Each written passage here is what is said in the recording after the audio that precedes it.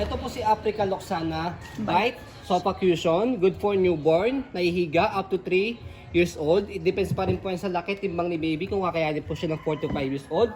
Full canopy po siya, adjustable po yung leg rest. Okay? Hindi nyo na kailangan ng extra cushion pad, meron na po siya. Adjustable po yung handle, leather po yung handle, reversible yung handle, high-seated po siya. A4 kasi yung gulong, ibig sabihin, hindi lang po itong gulong yung harapan na nag-swivel or nag-rotate. Nag-swivel or nag-rotate din po yung likod na gulong kapag po ni-reverse po natin yung handle. Okay?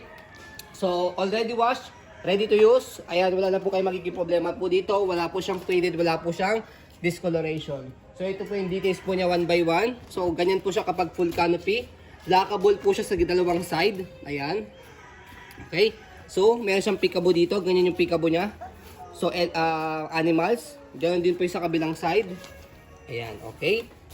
So, ang colorway niya is jeans type po siya. Ayan. So, lockable sa dalawang side. Angat nyo lang po siya kapag i-fold po ninyo. Ayan. Pwedeng half. Ayan. Pwedeng full. Okay. So, sa sitting pad niya, ganyan po siya kapag nakaupo. Meron siyang headrest. 5 harness. Sip na sip si baby. Wala po yung putol. Presyo lang po yung gitna. Okay. Ayan. And then, front handle. Okay? So, presyo lang po itong kulay puti pag ilalagay si baby. Ayan. Okay? So, salpak nyo lang po yan. Wala na kayo ba pipindutin pag ilalagay po ninyo ulit. So, leg rest. Ayan. Adjustable po yan. Pasok nyo lang sa loob pagka nakaupo siya. Ayan. Okay? So, kapag nakahiga, hatakin nyo lang po siya and then higa natin para makita po ninyo kung gaano siya kahaba. Ayan. Okay? So, regarding po sa kanyang footrest, ito po yung kanyang footrest. Okay? Ayan. So, yung gulong sa harapan, as you can see, okay na okay po siya. Hindi siya pudpod. Pwede po sa maselan po ito. Like new condition. Okay, like new condition po yan.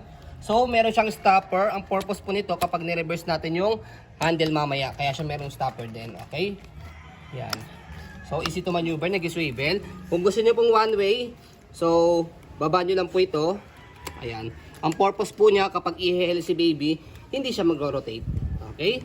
So, angat lang po natin ulit. So, body frame, ayan. Okay na okay din yung body frame po niya.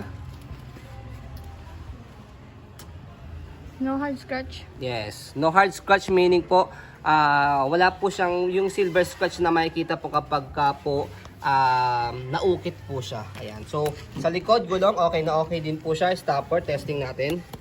Ayan. Okay. So, basket. Okay din, already washed. Sa ilalim, sa likod, yan, may air through po siya rito. Ibig sabihin, hindi po masyado maiinit sa likod ni baby. So, sa sitting pad, kung gusto nyo po sa semi-recline kalahati, fully recline dito sa buo, ayan, babaan nyo lang po ito. Yan, fully recline sa God. Tapos, babaan nyo lang po ito. Higaan niya, okay? So, ito po yung likod po niya, Africa. Okay, atakin nyo lang po kung gusto nyo po siyang i-upo. Ayan, or i-adjust po. Ayan. So, body frame sa kabilang side, yan po yung details.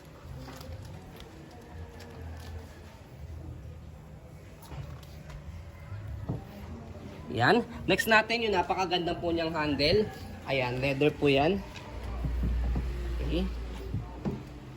So, kapag in-adjust po natin, meron siya ritong silver button, left and right. Press nyo lang po yan. Depende po sa adjustment po na magtutulak.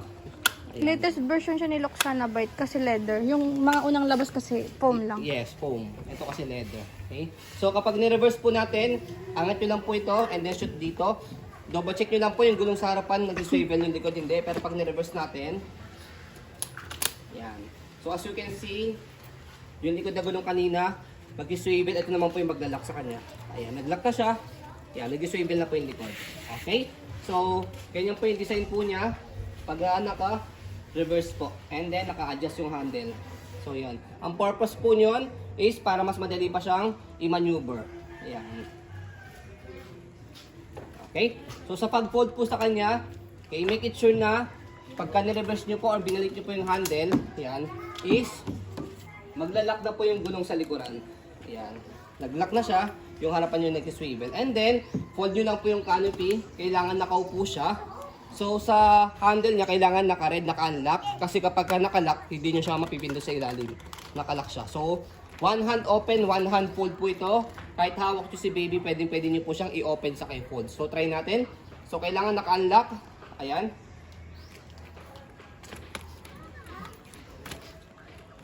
Yan, naka-unlock siya. So, press, tapos angat likod, tapos pull down.